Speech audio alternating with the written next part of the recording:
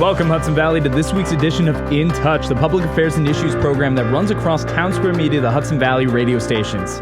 Happy holidays! It's 1 week until Christmas.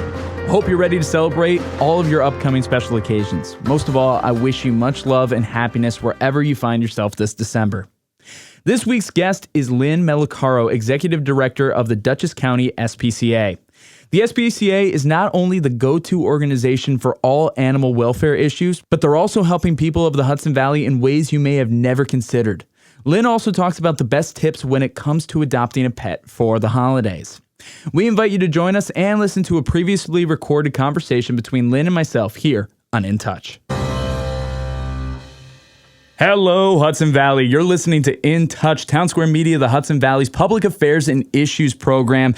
We got a great episode for you today. Representing the Dutchess County SPCA, we have the Executive Director, Lynne Meloccaro. Lynne, how are you? Great. Thanks for having me. Absolutely fantastic to have you here today. Really appreciate it.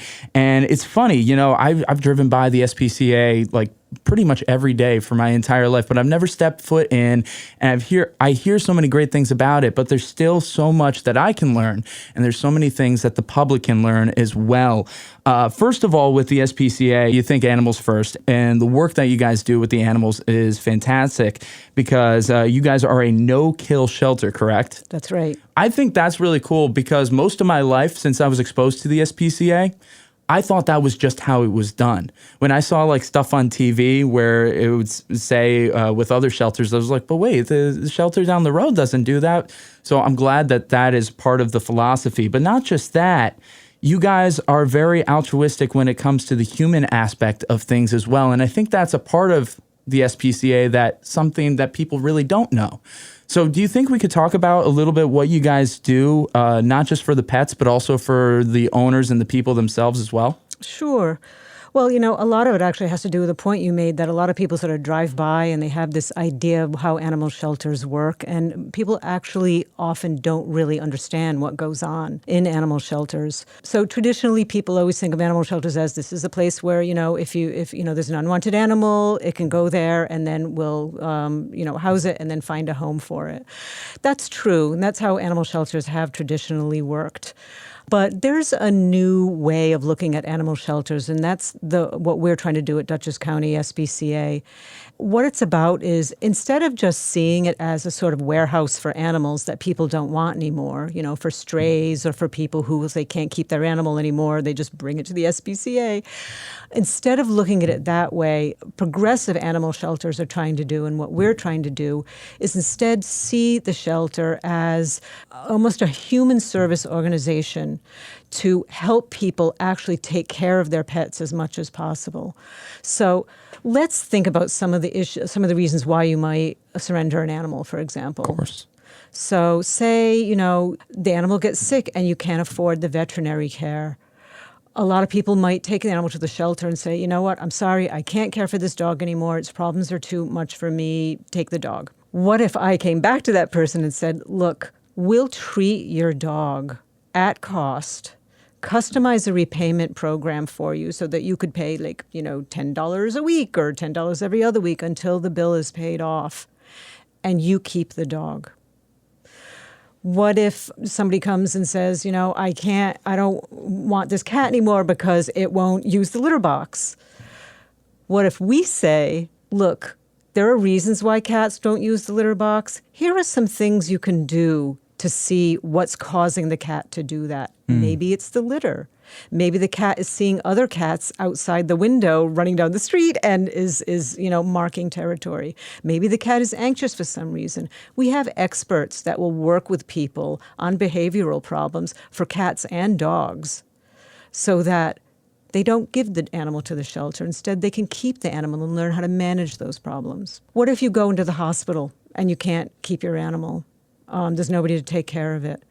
Dutchess County SPCA will board that animal free of charge for 30 days until you get back on your feet. Wow. Now, this is good not only for the community but also for the shelter because it prevents animals from coming in in the first place. Yeah. So it keeps our animal population down inside the shelter. And it also, most importantly, keeps the animals with the families that love them. Because I can tell you from experience, people don't surrender pets because they want to. 99% of the time, they don't want to give up the animal. There's a reason. So what we're trying to do is ask, what is that reason? How can we help? How can we help you keep your animal? In that way, the whole community almost becomes the shelter.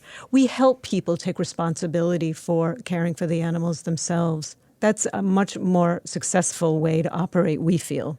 I'll admit I'm getting a little cloudy-eyed right there. That's really a nice thing that you guys offer there.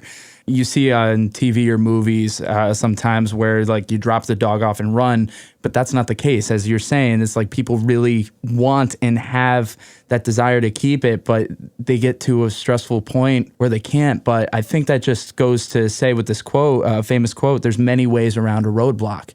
And you guys offer those different routes and those paths to those people to show them it's not just one and done, black and white.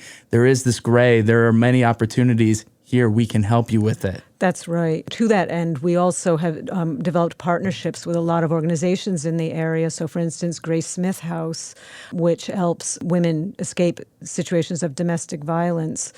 We've had a long-standing partnership with them, which I'm very proud of. If a woman goes into Grace Smith House and has animals in the home, we'll take those animals and board them for as long as is necessary until she gets, her life back in order and gets back on her feet. One reason why that's very important is because a lot of women, and studies have shown this, will not leave a situation of domestic violence if animals are there, because animals will often be used as leverage against them. So if they have a safe place where they can keep their animals while they go into Grace Smith House, they are more likely to leave that abusive situation and get help. That's a fascinating statistic. I think that's very similar, as they say, when there are kids in the situation, you don't want to leave. But very much similar, pets, they're very often referred to as the fur babies. They are like another child. And if it is in the middle, that's a very interesting statistic and not one that I was familiar with. And I'm sure a lot of people weren't either. That's great. Great to know. Thank you. Yeah, because, in a lot of these cases, too, those pets were the only source of love for that woman in the house. They are very attached to them. They come and visit them, as often as they can every day, and they always take them back, as soon as they get on their feet. That's the first thing they do is they come pick up their pets. That's great. I was about to ask about that. What are the visitations like? Are there certain times where they would have to be restricted to? Are they able to come in regular business hours? How does that work for them? We work it out individually for each person. That's great. So That's great. Yeah, and we also have a program with Hudson Valley Hospice, too, to help take care of pets of people that are in hospice. So, and all of these are just a way to, really help the community as a whole be the protector of all these animals. Now, there are situations where you simply can't keep a pet. There's, I'm not saying that doesn't happen. There are some situations where people absolutely cannot keep their pet. In that case, we obviously will take the pet in free of charge. There's no fee for dropping a pet off. And we are dedicated to finding a good home for that animal. Now, something you brought up about Hudson Valley Hospice, as somebody who's dealt with it twice in the last year with my grandparents, it's a very stressful time for many families going through something like that. How does that work when the family member in hospice does pass away and the pet doesn't have a home to necessarily go back to? Maybe a family member might take it, maybe not. What happens at that point? If a family member can't, obviously that's always best if a family member can take the pet, but if there is no family member to take the pet or they're unable to, we actually are funded by a program called the Boyd Hospice Program that will allow us to keep the pet and adopt that animal out and find a new home. And sometimes it's heartbreaking because a lot of times these animals are senior animals, and so we want to be really careful about where they find a home.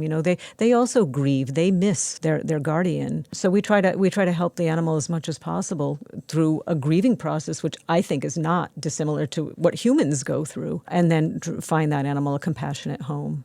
I think we hear those stories of when a pet owner unfortunately passes away, and then you hear shortly after the pet passes away as well, that is a huge part of the grieving. 7 years ago, my godmother passed away, and actually it was only weeks after that her dog Abby passed right after, and those two were two peas in a pod. Those two were so connected. So I'm not surprised that that happened. It's great that you guys offer that and recognize that grieving process in the pets, because it's a true bond that you really have, whether it's a dog, a cat, any kind of animal. You're listening to In Touch, the Hudson Valley's Public Affairs and Issues program. We are sitting down with Lynne from the Dutchess County SPCA. We've been talking about a lot of the human aspects that the SPCA offers with working with the Grace Smith House, working with Hudson Valley Hospice, and doing so much more to show that it's not black and white. It's like, I can't keep a pet. No, let's work out ways to figure this out together. You mentioned briefly about adoption a moment ago, and here we are in the holiday season. It's a big time for people to adopt pets, but I think every year there's also the conversation, it's a big responsibility. It's not like you're just getting a toy or something for Christmas and then you can just throw it into the toy chest once you're done playing with it. No, this is a responsibility, and you got to be disciplined about this, and you got to be serious about this.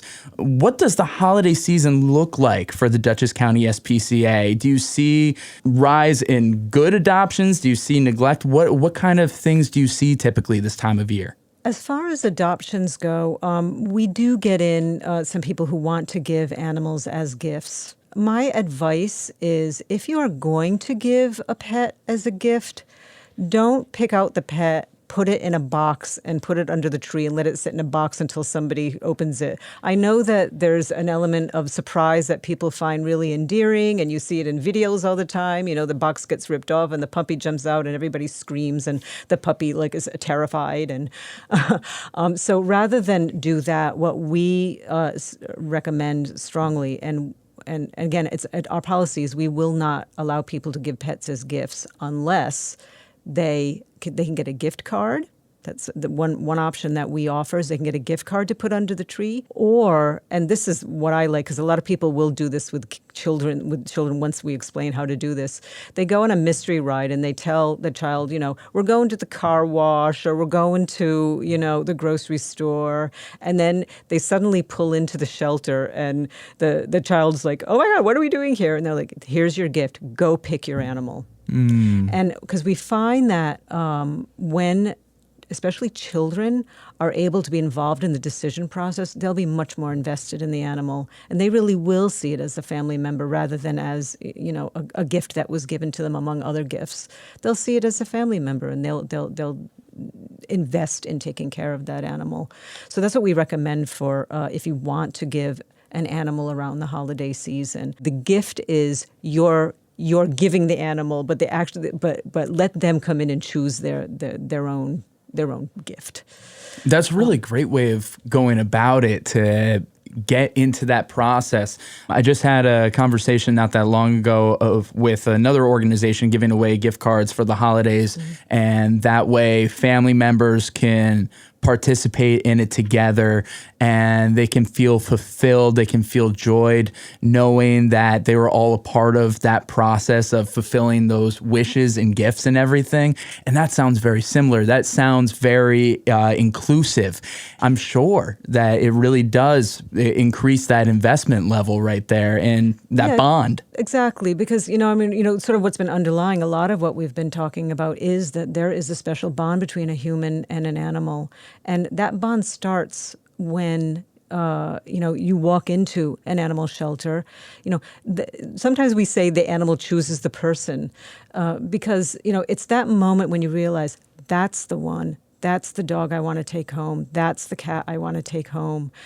The beginning of that bond is what lasts a lifetime. From my own personal experiences with friends, experiences with family, and the pets, that we've all had throughout that time, whether they were shelter, whether it was gifts, whether they went out of state to try to find the animal, however the situation, just incredible. Heck, my girlfriend, one of her cats was a stray that would just show up on their doorstep all the time looking for food, and eventually was like, okay, let's take him in. And yeah, it's just so sweet and adorable. And they did all the proper things. They made sure it was checked and healthy and everything.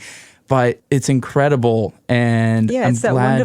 that wonderful moment when you realize this was meant to be. Yeah. It's the meant to be moment. That's what you need to experience with a pet when you're in a shelter or anywhere, trying to find a furry companion. You just know, and if you're giving if you're choosing an animal for somebody else, that might or might not happen. Yeah. But if you go in and choose the animal yourself, you'll feel it. You really will. No, exactly. You're right. It's in that case, it's like forcing it upon is like, I hope this works. But yeah, having that true connection, that movie magic, that spark of just seeing it and feeling it. And no, that's a great experience. So we've been talking so much about how people relate during the holidays, how the SPCA can help and all that. But I'm curious a little bit about your background. What made you so invested in working with animals to this level and degree? I don't really know. It's a difficult question because I had a career in another field. I've always been a non-for-profit, but I had a career in another field in performing arts originally. I think I kind of had a sort of it was meant to be moment myself when I realized that, Dutchess County SPCA was looking for a certain, kind of leader. And I just felt like, that's my job. That is my job. And it's been a wonderful experience. A lot of it has been rebuilding because the shelter did go through some very tough years and a lot of executive directors went in and went out. We are now recognized in the top percentile of shelters in the nation for our animal care standards and for our work with the community. To get back to the we talked about in the beginning about being a no-kill shelter. A no-kill shelter is technically a shelter that has over a 90% live release rate. That is, 90% of the animals that come into the shelter leave alive. And our live release rate for the past several years has been 97%. Wow. So that's, to me, the sign of a good, healthy organization. And we've got a very dedicated team of people who, snow doesn't stop them from coming in and taking care of the animals. COVID did not stop them. They came in every single day. You can see in the number of healthy animals that are leaving. I mean, we can't save them all. There's no shelter, no kill or not, that can save every single animal, but we are sure saving at least 97% of them. That's an incredible amount right there. It is. I'm very proud of that, and it's due entirely to an extremely dedicated, caring, compassionate group of people, the staff that's taking care of these animals. Wow. And to be ranked and recognized so highly in the nation, I would easily say state. I recognize that it's a great program, but in the nation, that is incredible to be able to have been built up that highly. That's incredible. Yeah, well, it's all based on studies and percentiles and the counts that all animal shelters across the nation do. When you get into a certain percentile, then you're considered a top shelter. Wow. Incredible. You're listening to In Touch, Townsquare Media, the Hudson Valley's Public Affairs and Issues program. Again, we have been talking with Lynne Meloccaro, the Executive Director of Dutchess County SPCA. We've been talking about the holidays and how, people give pets around the holidays, but we've been talking about the best ways to get the family really involved and really invested in the situation to make sure that it's a long-lasting bond. Another thing that you mentioned that I would like to ask about, you said that you have a great team around you and a great staff and with everything. Now, I've heard of some shelters taking in volunteers and people helping out as well. Is that something that the SPCA offers? Do you guys have a volunteer program, and how can people in the community get involved in helping out the SPCA? Oh, absolutely. We are always looking for volunteers. Some of the volunteering that we need requires some specialized training to, say, walk dogs or to help socialize cats. Yes, we're always looking for people to help do that. One thing that we really could use help with is fostering, and that's an option sometimes for people who feel that they can't make a long-term commitment to an animal. Fostering a dog or a cat is a wonderful way to sort of have a pet and yet not have, a 10 or 20 year responsibility toward that pet. We want to foster animals that don't do well in a shelter environment. So this might be, anxious dogs that really, need somebody at night to be with them, or a cat that maybe doesn't like other cats and so wants to be in a place where that is the only cat. Animals like that thrive in foster, and it also helps us help even more animals. The more animals that go into foster, the more animals we can help in the shelter. So that's a wonderful thing to do. And if any of your listeners are considering doing that, please just go to our website, fill out an application. We would love to hear from you. That's terrific. That's something that I've only heard of recently. A friend of mine in college, she fostered a dog, and I didn't know that was an option. I didn't realize that was something that could be done, and she found it a very rewarding opportunity. She felt so bad having to give the dog back. They felt like they had a bond and everything, but she felt really happy to be able to make that happen and make a difference in that animal's life. Yes, check out the website for that for those listening. Yes. And then when she brings the dog back from foster, that gives her space to foster another dog. She moved, unfortunately, so I'm sure she'll probably do it again once she feels a little more settled.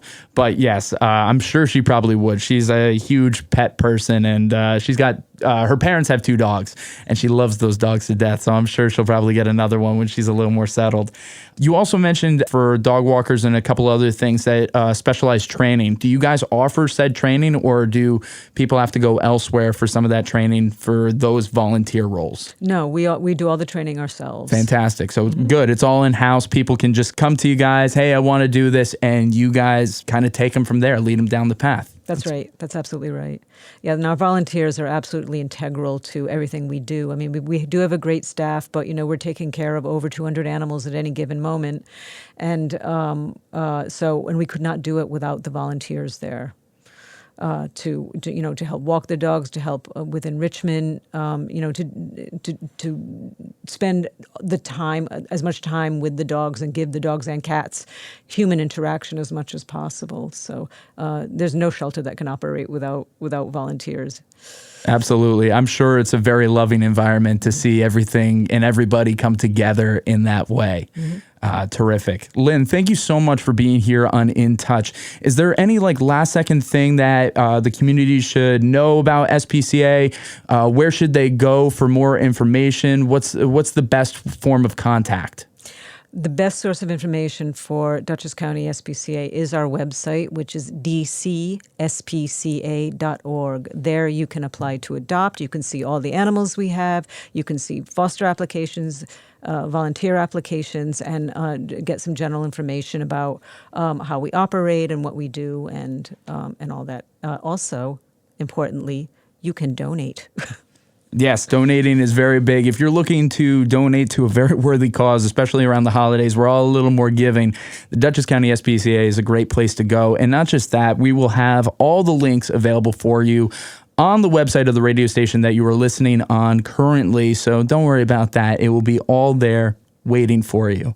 Lynne, thank you so much for coming on to In Touch, and happy holidays to you. Thank you, Connor. Same to you. Appreciate it. This has been this week's edition of In Touch, the public affairs and issues program that runs across Townsquare Media, the Hudson Valley radio stations. We want to give a big thank you to Lynne for coming on. To learn more about the Dutchess County SPCA, visit their website, dcspca.org. That and all links and information can be found in the description of this episode. In Touch keeps growing and growing. I'm excited to announce that you can now stream In Touch wherever you listen to podcasts. That's right. You can find In Touch episodes, new and old, on your favorite streaming services like Spotify, Apple Podcasts, Google Podcasts, Stitcher, and more. That and listen on demand with your Townsquare radio station mobile app. Of course, you can still find all articles and audio under the In Touch tab on this radio station's app and website. Don't forget, we're also on YouTube, Facebook, and Instagram at InTouch_HV. We're booking guest spots for 2023. Yes, it's going to be here before you know it. Whether you have a topic you want discussed or you want to be a guest, the best way to contact us is through our office number, 845-471-1500, or email direct to connor.walsh@townsquaremedia.com. I've been your host, Connor Walsh. Until next time, stay curious, keep an open mind, and as always, I'm glad we get to spend some time. Cheers to the holiday season.